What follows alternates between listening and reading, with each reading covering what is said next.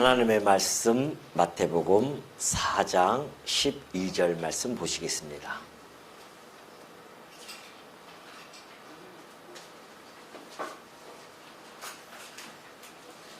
마태복음 4장 12절입니다.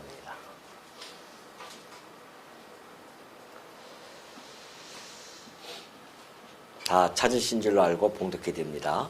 예수께서 요한이 잡혔음을 들으시고 갈릴리로 물러가셨다가 나사렛을 떠나 스불론과 납달리 지경 해변에 있는 가버나움에 가서 사시니 이는 선지자 이사야를 통하여 하신 말씀을 이루려 하심이라 일렀으되 스불론 땅과 납달리 땅과 요단강 저편 해변길과 이방의 갈릴리여 흑암에 앉은 백성이 큰 빛을 보았고 사망의 땅과 그늘에 앉은 자들에게 빛이 비추었도다 하였느니라. 이때부터 예수께서 비로소 전파하여 이르시되 회개하라 천국이 가까이 왔느니라 하시더라. 17절까지 봉독해 드렸습니다. 우리는 지금 몇 시간에 걸쳐서 소위 구원론이라고 하는 그러한 교리에 대해서 살펴보고 있습니다. 오늘 우리가 이 구원론을 살펴보는 이유는 오늘 여러분들이 이 자리에 앉아 있는 것이 그냥 우연히 누구의 손에 이끌려서 와 앉아 있다거나 또는 내 마음이 움직여져서 이렇게 와 있는 이러한 것이 결코 아니라는 것입니다. 오늘 우리가 이 자리에 앉아 있는 것은 전능하신 하나님의 열심으로 말미암아 이루어진 그러한 결과라는 사실을 우리는 오늘 이렇게 하나하나 살펴보면서 그걸 깨닫고자 하나하나 지금 세분화시켜서 좀 살펴보고 있는 중이죠. 자, 우리가 처음에 제가 말씀드렸듯이 하나님의 이 구원에 있어서는 하나님의 작정으로부터 시작되어지죠. 작정과 예정이 있습니다. 그리고 그 예정되어진 자들을 부르신다고 했습니다. 우리가 지난 시간에 다 배웠던 내용들이죠. 부르셔가지고서는 그 부르심의 효과가 있는 자들이 있어요. 혈육이 발생되어지는데 그러한 자들이 바로 중생을 하게 되어집니다. 사실 이런 모든 것들이 우리가 구원을 받는다고 하는 것이 이런 영혼 안에서 이미 하나님께서는 작정하고 예정이 되어진 그러한 계획들이라는 겁니다. 그러니까 여러분이 여기 오늘 앉아 있는 것이 보통 사건이 아니라는 거예요. 그냥 뭐 영화관에 가서 아니면 무슨 뭐 어떤 모임에 가서 앉아 있는 그거하고는 전혀 차원이 다른 거죠. 내가 어떻게 이 자리에 앉아 있게 되어졌는지에 대한 감동과 감격이 없으면은 오늘 우리가 이 한 시간 예배 드리는 것이 아무 의미가 없어집니다. 그냥 오늘 주일날이니까 한번 와서 예배 드려야겠다라는 마음가짐으로 이 자리에 앉아 있는 것이 아닙니다. 우리는 얼마나 하나님의 그 열심히 우리로 하여금 이렇게 이 자리까지 오게 해주셨는가에 대한 감동이 있어야 되고요. 날마다 감격하면서 살아가야 할 존재들입니다. 그러한 자들을 성도라고 이렇게 일컫는 거거든요. 그냥 뭐 성도라고 하니까는 그냥 일반적으로 불려지는 그런 칭호가 결코 아닙니다. 말 그대로 거룩한 무리들이에요. 이 세상에서 거룩한 무리가 어디 있습니까? 교회 외에는 없어요. 교회 외에는 이 땅에 어떠한 곳도 거룩한 무리가 없습니다. 그만큼 우리가 그러한 존재라는 사실을 오늘 알고 하나님께서 어떠한 과정을 통해서 나를 지금 이 자리까지 오게 해 주셨는가에 대한 것을 하나하나 살펴보면서 그 하나님께 감사와 찬양이 끊이지 않게 하기 위한 그러한 시간을 지금 우리는 가지고 있는 겁니다. 자, 이 중생의 결과가 나타나는 것이 있는데 그것이 바로 회심입니다. 회심이라고 하는 것은 우리가 우리나라 이제 한자어로는 이렇게 되어져 있어요. 돌아올 회자를 씁니다. 그리고 마음 심자를 써서 회심 이렇게 하죠. 이 회심 제가 지금 계속 이렇게 하나하나씩 설명해 가고 있지만은 여러분들이 좀 이것을 이해할 때에 시간적으로 접근하고 그렇게 이해를 안 했으면 좋겠어요. 어떤 기계적인 논리에 의해서 되어지는 것이 아니라 우리가 지금 이것을 살펴보는 것은 하나님께서는 이 중생과 회심, 부르심이 그냥 순식간에 다 이루어지기도 하거든요. 우리는 지금 이것을 그냥 이렇게 하나하나 세분화시켜서 좀 논리적으로 살펴보는 것이지, 이것을 우리가 하나님은 이렇게 차근차근히 이런 시간차를 두고서는 하시는가 보다라고 이해한다고 한다면은 좀 우리가 너무나 좁게 그렇게 접근하는 겁니다. 하나님께서는 입체적으로 이 역사를 섭리해 가시는 분이기 때문에 이 부르심과 중생과 회심과 이 칭의와 양자되어지는 이 모든 과정들은 한순간에 확 이루어지기도 하고요. 또는 부르셨다가 좀 시간 차이를 두고서는 중생하는 자들도 있고요. 이런 것들은 하나님의 당신의 전능하심과 그리고 당신의 스케줄에 의해서 이루어지는 것들이기 때문에 여러분들이 좀 이렇게 전체적으로 그렇게 좀 접근해서 이해해 주셨으면 하는 바람입니다. 자, 오늘 이제 물론 중생되어지지 아니한 자들이 회심할 수는 없습니다. 이따 종류에 대해서 나오겠지만은 일시적인 회심은 있을 수 있지만은 진정한 회심은 안 됩니다. 그러면 진정한 이 회심은 오로지 중생한 자들, 그러니까 중생한 자들의 결과물이 회심으로 나타나게 되어진다는 것이죠. 자, 그러면 오늘 이 회심이라고 하는 것을 좀 더 세분화시켜서 구체적으로 좀 한번 살펴보도록 하겠습니다. 먼저 이 회심이 중생한 자들에게 있어서 회심 없이 그냥 하나님께서 당신의 백성 삼아주면 되는데 왜 회심이라는 과정을 거치게 되어지는가? 왜 회심이 필요한가에 대한 부분입니다. 필요성을 한번 살펴보도록 할게요.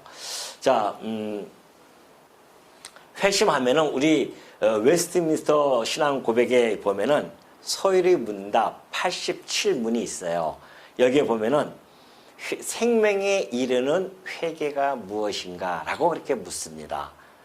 회개라고 하는 것이 생명에 이르는 놀라운 그런 과정이죠. 그러면 답을 이렇게 내고 있습니다. 생명에 이르는 회개는 곧 구원 얻는 은혜인데, 우리가 구원을 얻는 은혜이죠. 회개라고 하는 것은 구원을 얻는 은혜입니다. 이로 말미암아 죄인이 자기 죄를 참으로 알고 내가 정말 죄인으로서이다 라고 하는 것을 아는 겁니다.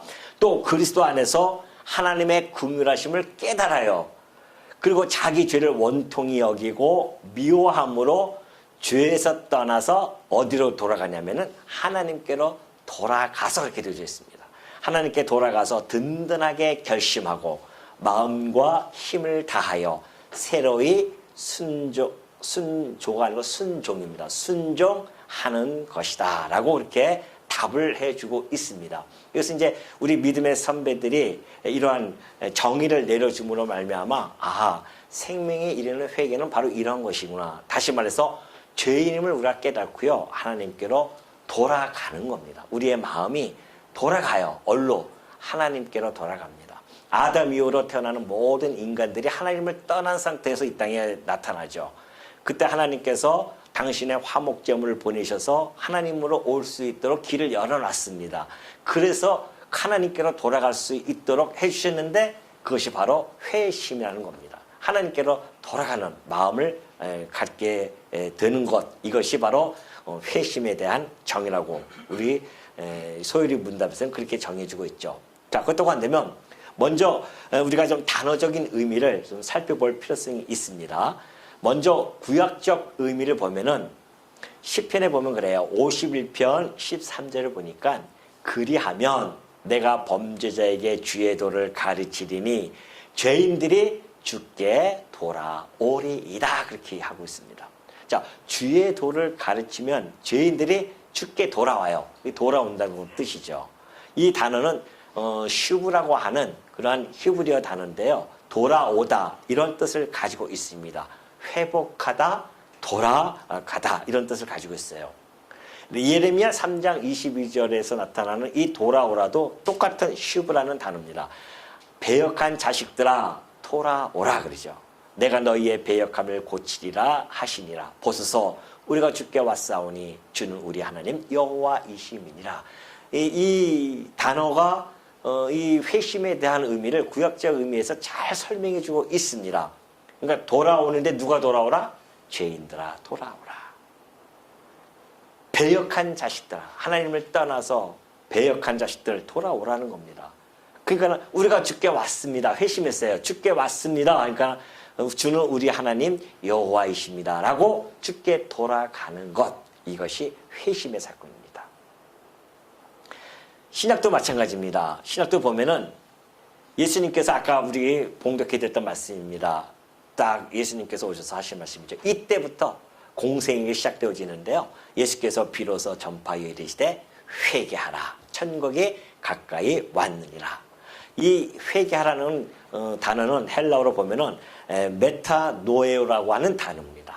이 단어는 마음을 바꾸다 또는 회개하다, 회심하다 이런 뜻을 가지고 있어요. 그러니까 신약에서 나타나고 있는 회심이라고 하는 가장 기본적인 단어, 이것이 바로 메타노에로가 하는 단어인데요. 이것이 회개하라 이런 뜻을 가지고 있습니다. 이 회개도 역시 돌아오라 그런 뜻입니다. 너희들 이제 천국에 가까웠으니까 예수님이 돌아오라. 그러니까 구약에서 나타났던 그 돌아오라는 이야기는 장차 메시아께서 오셔서 우리들에게 전달해 주실 내용이었습니다. 그래서 예수님이 그 말씀을 오셔서 그대로 하신 거예요. 구약의 말씀을 그대로 가지고 예수님을 말씀하시기 때문에 회개하라. 천국이 가까이 왔다는 겁니다. 돌이켜라. 누구에게로?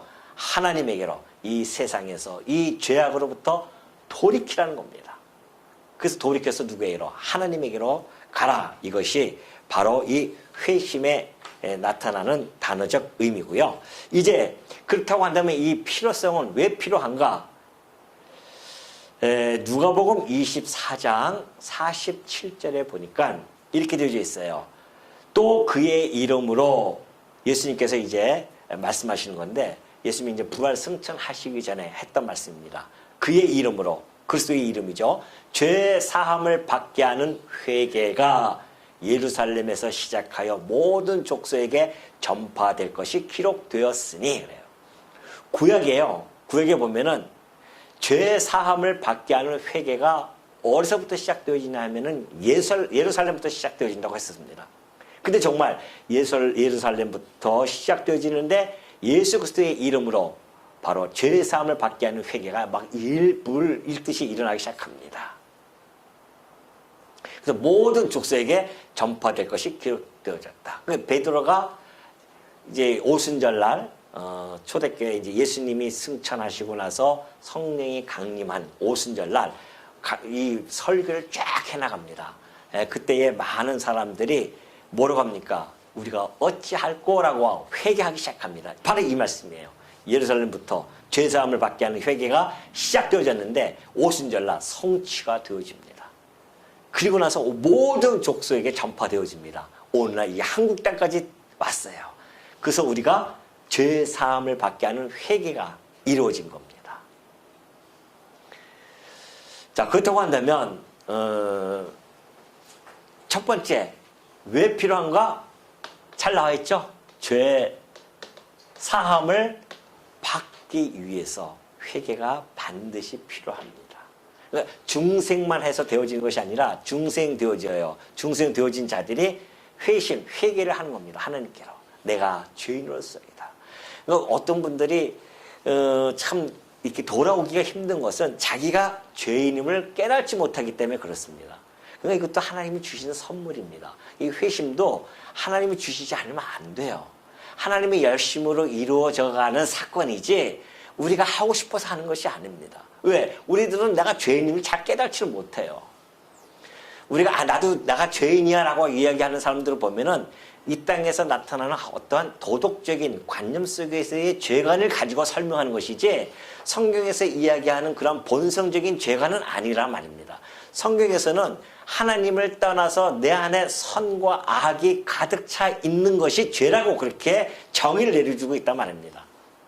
하나님의 선악을 떠나서 내 선악을 가지고선 살아가는 거예요.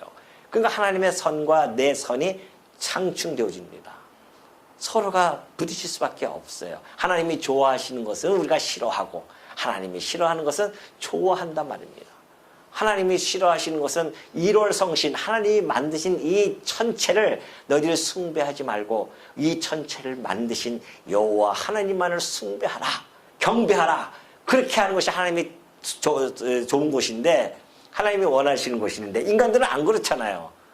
그냥 하나님이 싫어하는 거 그 전체를 갖다가 숭배하고 일월성신을 가지고 신앙을 갖는 이런 모습들이 결국은 하나님을 떠난 결과로 나타나는 것입니다. 그렇기 때문에 거기서부터 우리는 돌아가는 것이죠. 그래서 우리가 죄 사함을 내가 죄인으로서이다. 하나님을 떠나서 살아왔던 그 자체가 내가 죄입니다. 하나님의 뜻에 반해서 살아왔던 나의 삶이 죄입니다. 이것이 우리가 진정한 죄란 말입니다. 그걸 깨닫는 거예요. 그걸 깨닫는 자들은 회개하는 거죠. 하나님께 돌아옵니다. 주여, 주여, 손들고 주께로 옵니다. 돌아오는 겁니다. 그래서 이것은 우리가 죄 사함을 받게 하기 위해서는 바로 이 회개가 필요하다는 겁니다. 그래서 아까 얘기했듯이 베드로가 설교를 하고 나서 그들이 묻습니다. 그럼 우리가 어떻게 하면 좋냐라고 그렇게 이야기할 때에 베드로가 그렇게 이야기하잖아요. 회개하여 너희가 죄 사함을 받으라 그렇게 이야기합니다. 똑같이 얘기해요. 또 하나는 누가복음 13장 3절에 있죠. 너희에게 이르노니 예수님이 하신 말씀입니다. 아니라 너희도 만일 회개하지 아니하면 다 이와 같이 망하리라 그래요. 그럼 이와 같이는 도대체 뭡니까? 지금 제가 한 절만 여기다 기록했지만 문맥을 보면 이런 사건이 있었어요. 제자들이 와서 예수님에게 이릅니다. 주여, 저 빌라도가 저 갈릴리 사람들을 갖다가 죽여가지고 그 피를 가지고 제물에다가 제물을 거기다 뿌리고 거기다가 제물을 삼았습니다. 그런 이야기를 한단 말이죠. 또 그러니까 예수님께서 그것뿐만이 아니라 그때 당시에 예루살렘 성에 그 망대가 있었는데 망대가 무너집니다. 그러면서 약 18명이 사망을 해요. 그런 사건, 두 가지 사건을 예수님이 설명을 해가는 도중에 누가복음 13장 3절의 말씀을 하고 있는 중입니다. 너에게 이르노니 아니라 너희도 만일 회개하지 아니하면 그 갈릴리 사람들이 죽어서 피를 갖다가 했던 것처럼 또는 망대에서 죽었던 18명처럼 너희들이 그들보다 죄가 없어서 안 망하는 줄 아느냐? 그게 아니라는 거죠. 그들이 너희보다 죄가 많아서 그렇게 되어진 줄 아느냐? 아니라는 겁니다. 예수님이 하시는 말씀이. 그럼 그게 뭡니까? 너희들도 회개하지 아니하면 다 이와 같이 망할 것이다. 여기서의 망함은 단지 육신의 생명만 끝나는 것이 아닙니다. 둘째 사망으로까지 들어가는 것.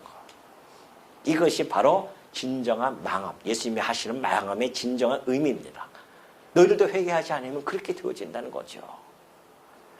그러니 우리가 멸망을 당하지 않게 하기 위해서는 회심이 필요하다는 겁니다. 너희도 회개하지 않으면 이렇게 망할 것이다. 멸망을 당한단 말입니다. 우리가 멸망을 당하지 않게 하기 위해서, 죄의 사함을 받게 하기 위해서, 이게 무슨 뜻인지 알겠죠? 이러면 충분히 죄의 사함을 받게 하기 위해서, 멸망을 당하지 않게 하기 위해서는 뭐가 하다? 회심이 필요하다는 겁니다. 자, 그러면 그 회심의 우리가 지금 이제 회심을 살펴보는데, 두 번째는 그 회심의 특징을 좀 살펴보도록 하겠습니다. 회심을 보면은 지금 이 회심이 여기에 이렇게 나와 있듯이 자리매김되어 있듯이 하나님께서 우리를 구원해 가시는데 하나님의 영원한 작정으로부터 시작되어집니다. 그리고 마지막 영화인까지 되어지는 그 구원의 서정이 있습니다. 그 구원의 서정 중에 하나가 회심이에요. 그러니까 구원, 하나님께서 펼쳐주시는 이 구원의 일부분입니다. 이게 일부분을 차지하고 있는 거예요. 구원의 일부분이에요. 어떤 사람들은 이 회심만 아주 부각시키는 자들이 있습니다. 그래서 소위 간증을 하는 거 보면은 간증의 초점은 다 뭐예요? 회심의 사건이거든요. 내가 이렇게 막 죄를 짓고 살다가 내가 이렇게 살다가 회심을 해가지고서는 내가 이렇게 해서 구원받았습니다 라고 하는 것을 강조한단 말입니다. 그러나 우리가 보았듯이 지금 하나님의 이 구원의 여정은 회심뿐만이 아니라 우리를 의롭게 해주시고 양자 삼아주시고 우리를 거룩하게 거룩한 그런 삶을 살아가도록 해 주신단 말이죠. 마침내 우리를 견인케 해 주셨다가 영원롭게 하시는 그 하나님의 그 사역들, 이 모든 것들이 우리의 구원론 전반에 걸쳐서 지금 있기 때문에 이 모든 것을 입체적으로 다 하나로 봐야 된단 말이죠. 그러니까 한쪽만 강조되어져서는 안 된다는 겁니다. 근데 어떤 분들은 그 이후에 나타나는 하나님의 그 성화의 과정, 견인케 하는 이 모든 것들은 소홀히 하고 오로지 이 회심에 초점을 맞춰서 간증을 하면서 돌아다니는 분들도 있는데 그렇지 않다는 겁니다. 이 회심은 이 구원론의 전반적에 있어서 한 일부분으로서 우리가 이해를 해야 된다는 것이죠. 그래서 이것은 이제 이 구원론 전체의 어떤 유기적인 과정의 한 부분이다라는 것을 우리는 알 수 있고요. 두 번째는 이 회심은 하나님의 우리들에게 재창조적인 행동입니다. 이걸 다시 말하면 이제 재창조적 하나님의 행동이라고 그렇게 이야기하는데, 재창조적이라고 하는 것은 우리를 새롭게 변화시키는 겁니다.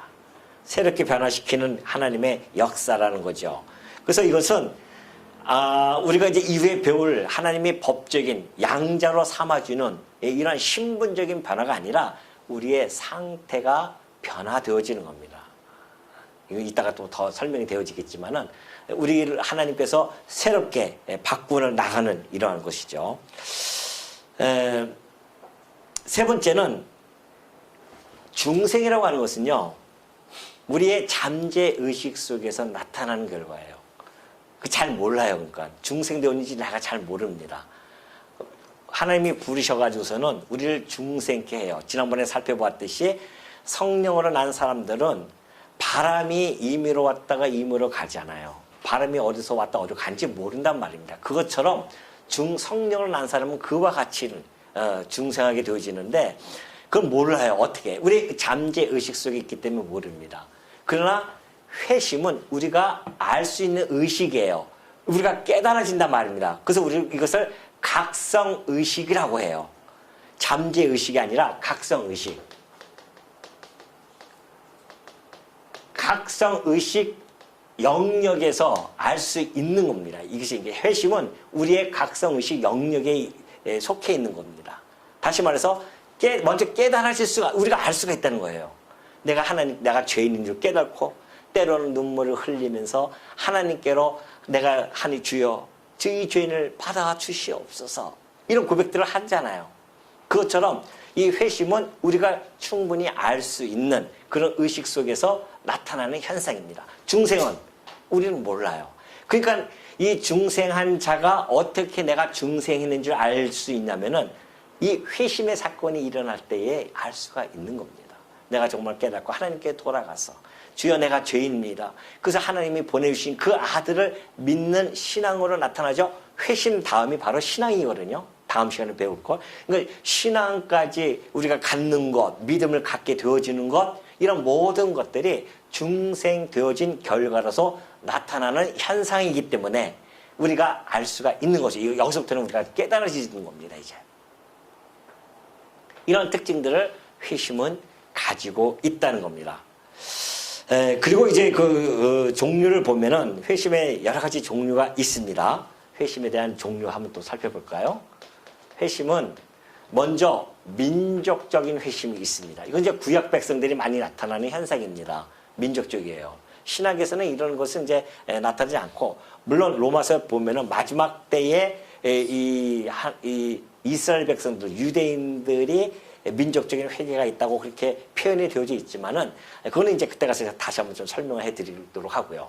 이 구약 때 보면은 민족적 회심, 이스라엘 백성들하고 아까 얘기했듯이 너희들 배역한 자들아 돌아와라, 하나님께서 선지자를 통하여 그렇게 말씀해 주시는 것들 있죠. 또 요나 선지자가 어느 백성들에게 니느웨 성에 가서 그들에게 회개하라고 외쳤을 때에 그들이 돌아오지 않습니까? 이것이 다 민족적인 그러한 하나의 모습들입니다. 이 민족적인 회개는 어떻게 보면은 이 어떤 그 구원에 대한 그런 것보다는 민족의 전체적인 도덕적인 문제, 이런 것들로부터 돌아오는 그러한 회심으로 볼 수가 있죠.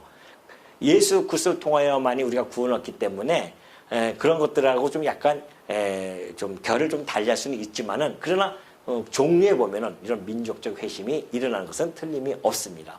그런가 하면은 일시적인 회심을 하는 사람들이 있습니다. 일시적이에요. 일시적으로. 우리가 예수님이 씨 뿌리는 비유를 들어주셨는데 씨를 뿌리면 가시밭에 떨어지는 자들도 있고 그러잖아요. 가시밭에 떨어졌어요. 그 무슨 비유였었냐면은 말씀을 받고 막 기뻐가지고 좋아해요. 그러다가 어느 순간에 세상에 어떤 뭐 재물이라든가 또는 어떤 세상에 어떤 쾌락이라든가 이런 것들 때문에 오히려 이것을 버리고서는 떠나는 사람들도 있단 말입니다. 그 일시적으로 그냥 회심을 한 것처럼 보이지만 진정한 회심은 아닙니다. 예를 들어서 바울이 그랬죠. 바울이 그 누구예요? 데메드리온가? 아니 데메드리온이 아니죠. 그러면서 바울이 깜빡했네 또. 예, 바울이 보면은 그런 얘기를 이제 하는데 그때 너희들 그 중에서 믿음에서 파선한 자들이 있다고 그래요. 파선한 자들. 혹시 성도님들 기억나시는 분이 있습니까? 파선한 자들. 그래서 두 사람을 이야기하는데 제가 깜빡 지금 생각이 안 나네요. 두 사람을 보고서는 그들이 믿음에서 파선했다고 이렇게 이야기합니다. 그런 자들이 있는데 그런 자들이 바로 일시적으로는 그렇게 믿어서 교회당에 같이 합류하면서 따라다녔던 자들이 있습니다. 근데 믿음에 있어서 파손됐기 때문에 오히려 그 배반을 하고 반역을 하고 교회를 갖다가 무너뜨리려고 하는 이런 모습을 잘 보여주고 있어요. 그래서 후메네오 또는 알렉산더라는 그런 자들이 있습니다. 아마 그 바울이 그렇게 얘기 설명한 것 같은데 그러한 자들이 바로 믿음에서 파선한 자들이다 그렇게 설명을 해주고 있습니다. 그러한 그 뜻이 오늘 우리 보면은 그렇잖아요. 정말 교회당 안에는 교인이라고 그렇게 이름을 등록을 해서 다니는 분들도 있지만은 어떻게 보면은 갑자기 그냥 사라지고 막 분란을 일으키고 없어지고 그러다가 끝까지 뭘 돌아오신 분들도 있겠지만은 끝까지 안 돌아오는 자들도 있습니다. 그런 일시적인 회심을 하는 자들도 있습니다. 그럼 오늘 우리가 얘기하는 이 진정한 회심, 참 회심이라고 하죠. 우리의 참 회심. 참 회심하는 자들이 있습니다. 이것은 중생의 결과로 나타나는 회심이에요. 이 참 회심이라고 하는 것은. 이것은 단회적입니다. 단 한 번 하나님께 돌아와요. 하나님께 주여 손들고 내가 옵니다 하면서 이런 과정을 겪는 분들이 있어요. 그 한 번 회심하는 자들은 하나님께서 결코 빼앗기지 않습니다. 손에서 놓지 않으셔요. 이것은 참 회심입니다. 중생을 통하여 회심되어진 자들, 중생하지 아니하고 일시적으로 회심한 그러한 자들이 아니라 진정으로 중생한 결과로 나타난 참 회심은 단회적입니다. 이건 하나님께로 완전히 돌아온 자예요. 그래서 우리는 이것을 참 회심, 진정한 회심 그렇게 설명을 해가고 있습니다. 그러면 이제 이 참으로 하나님께 돌아왔기 때문에 회심할 필요가 없는가? 그러나 또 하나는 마지막 부분적인 회개가 있습니다. 이건 이 회개는 이 회자를 씁니다. 예, 고칠 개자에서 뉘우칠 회자에다가 고칠 개자를 씁니다. 그래서 뉘우쳐서 돌아오는 것. 이것은 참 회심을 한 자들에게 나타나는 회개입니다. 이 부분적 회개는 지금도 끊임없이 성도들이 해야 할 부분이에요. 이걸 우리가 어떻게 알 수 있냐면요. 요한계시록에서 잘 나타나 있습니다.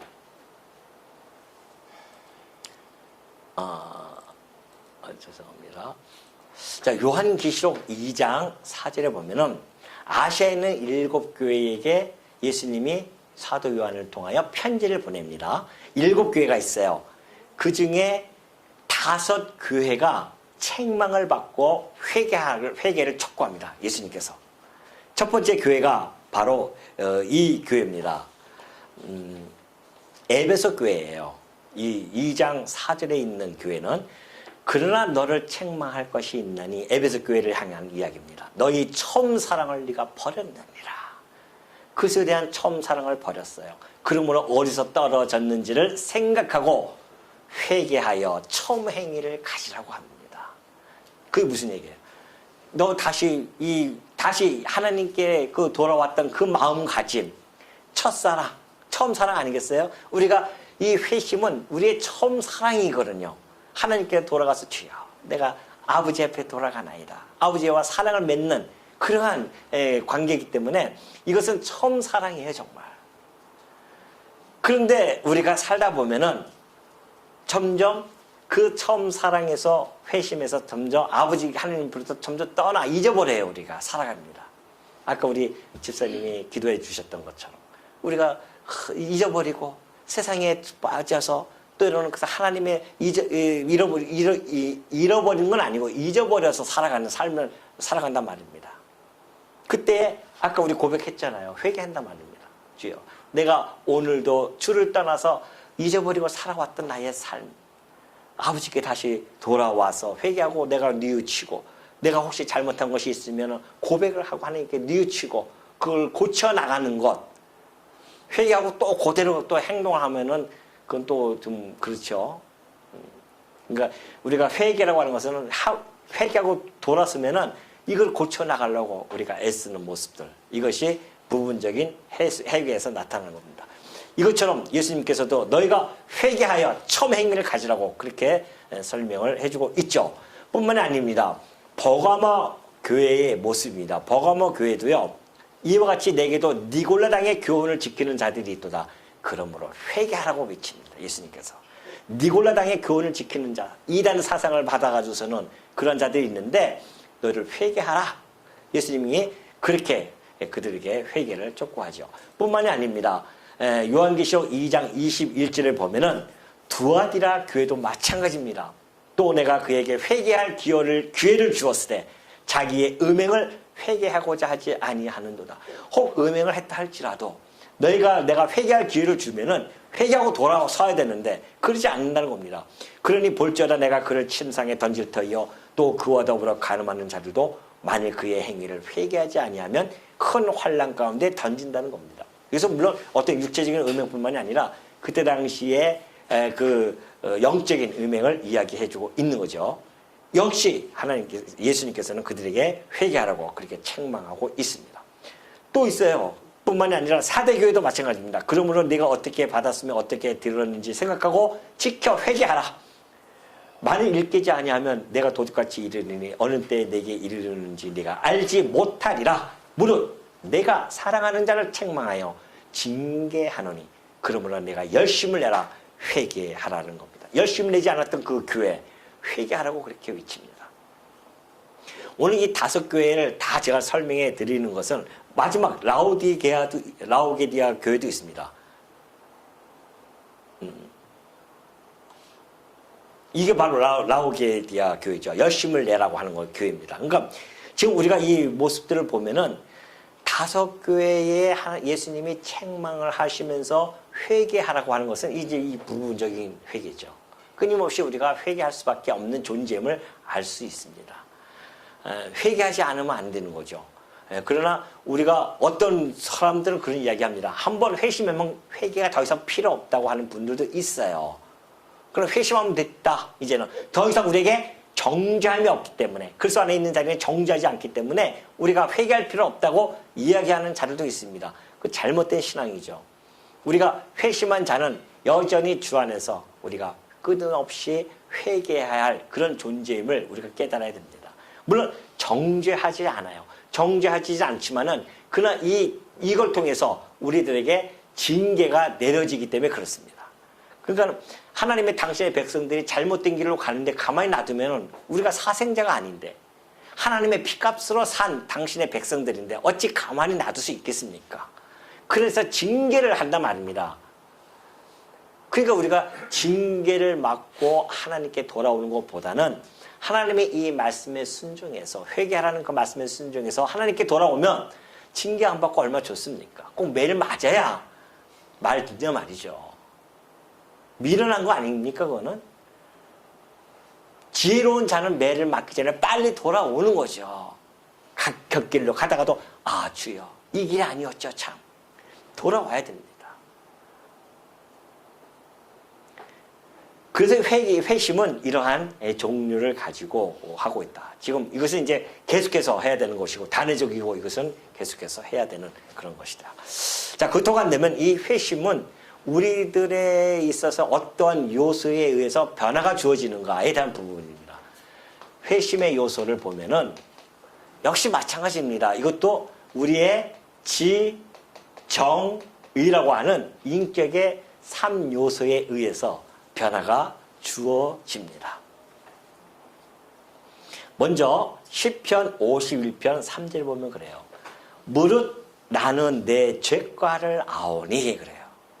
우리가 우리의 죄과를 아는 것, 우리의 이 지각을 통해서 죄과를 안다 말입니다. 그래서 내 죄가 항상 내 앞에 있나이다. 회심하는 자들은 내 죄를 알게 되어져요. 내가 죄인이라는 걸 알게 되어집니다. 그래서 어떤 분들을 보면은 정말 기도할 때 눈물을 너무 많이 흘리는 분도 있습니다. 자기가 죄인임을 깨달아지니까. 이건 참 하나님께서 돌아오는 아주 정말 복이죠. 이거는 깨달아진다고 하는 것은. 내 죄를 깨달아진다고 하는 것은. 내 죄과를 아는 것. 이것이 회심의 변화가 되어지는 이 지성의 요소가 바로 나타나는 겁니다. 그러면 이 죄과를 알면은 우리의 이 감정을 어떻게 변하는가? 누가복음 18장 13절에 보니까 그래요. 세리는 멀리 서서 감히 눈을 들어 하늘을 쳐다보지도 못하고 다만 가슴을 칩니다. 가슴을 치며 이르되 하나님이여 불쌍히 여기소서 나는 죄인으로서이다 라고 하는 신앙적 고백을 할 수밖에 없습니다. 자기 죄인의 고백을 하는 거죠. 세리가 아닌 바리새인은 같이 갔거든요. 기도했는데 바리새인은 손을 높이 들면서 주여 나는 오늘도 여호와여 하나님이여 나는 오늘도 11조를 잘 했고 나는 오늘도 무엇을 했고 안식일을 잘 지켰고 나는 그렇게 얘기하는 거예요. 자기 죄인임을 고백하지 않습니다. 바리새인은. 근데 그 옆에 있는 세리는요. 멀리 서가지고 감히 눈을 들어 하늘을 쳐다보지도 못해요. 죄인이니까. 가슴만 치는 겁니다. 우리의 이 가슴에 변화가 주어지는 겁니다. 그러면서 나는 죄인으로서이다. 이런 고백을 할 수밖에 없죠. 사도행전 2장 30절도 마찬가지입니다. 그들이 이 말을 듣고 마음에 찔려 베드로와 다른 사도들에게 물어 이르되 형제들아 우리가 어찌할꼬 그렇게 이야기하죠. 왜 마음이 찔렸을까요? 베드로가 지금 쫙 1장 설교를 쫙 해나갑니다. 그러면서 구약의 언약서부터 시작해서 쫙 이렇게 이야기하면서 마지막에 너희들이 잡아 죽였던 그 예수가 바로 하나님의 아들 그리스도였다 라고 복음을 딱 선포하니까 그들이 듣고서는 어떻게 해요? 마음이 찔리단 말입니다. 자기네 죄를 깨달았어요. 우리가 죽인 그 예수가 그렇게 자기네 조상들이 기다리고 기다렸던 메시아 곧 그리스도였구나라는 것을 깨닫는 순간 그들의 가슴이 찔리는 겁니다. 마음이 찔려야 돼요. 그러니까 가슴을 칠 수밖에 없죠. 이런 변화가 주어지는 겁니다. 그러면 여기서 끝날까요? 아니에요. 우리의 의지가 결단을 해야 됩니다. 베드로가 이르되 너희가 어찌할꼬 그러니까 베드로가 너희가 회개하여 그래요. 너희가 이 회개하여 각각 예수 그리스도의 이름으로 세례를 받고 죄사함을 받으라. 세례를 받고 죄사함을 받아라. 이날에 그 말을 받은 사람들은 세례를 받아요. 믿고서는 그 세례를 받음. 의지 결단해서 세례를 받아요. 그러면 죄사함을 받는 거죠. 세례를 그냥 심심해서 받겠습니까? 이 말씀을 듣고 세례를 받고 죄사함을 받으라 하니까 그 죄사함을 받기 위해서 세례를 받는 놀라운 역사.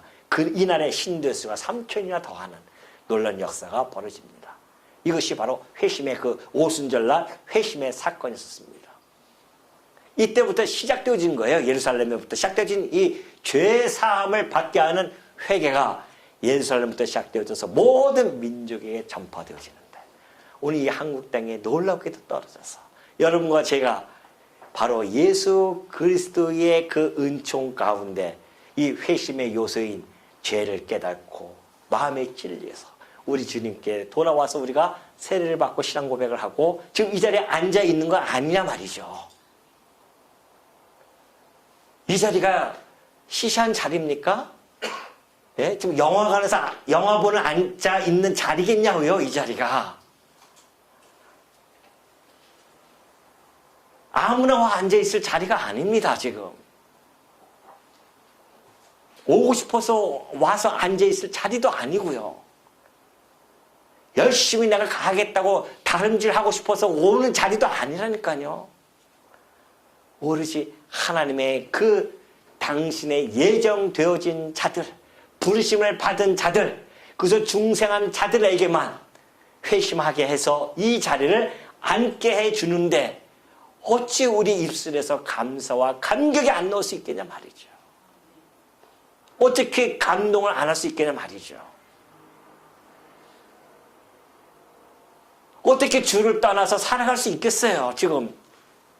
이제 더 나오겠지만은 우리를 이 회심하기 위해서 당신의 아들을 십자가에서 죽이기까지 그렇게 역사를 펼쳐나가시는 그 하나님의 열심이 우리 앞에서 지금 나타나서 우리가 지금 이 과정 속에서 회심하고 이 자리에 앉아 있게 되어졌다고 하는 이 놀라운 사실 앞에 그의 영광을 찬송하지 아니할 수 있으며 그에게 우리의 이 작은 입술로 어떻게 가만히 있을 수 있겠냐 말이죠.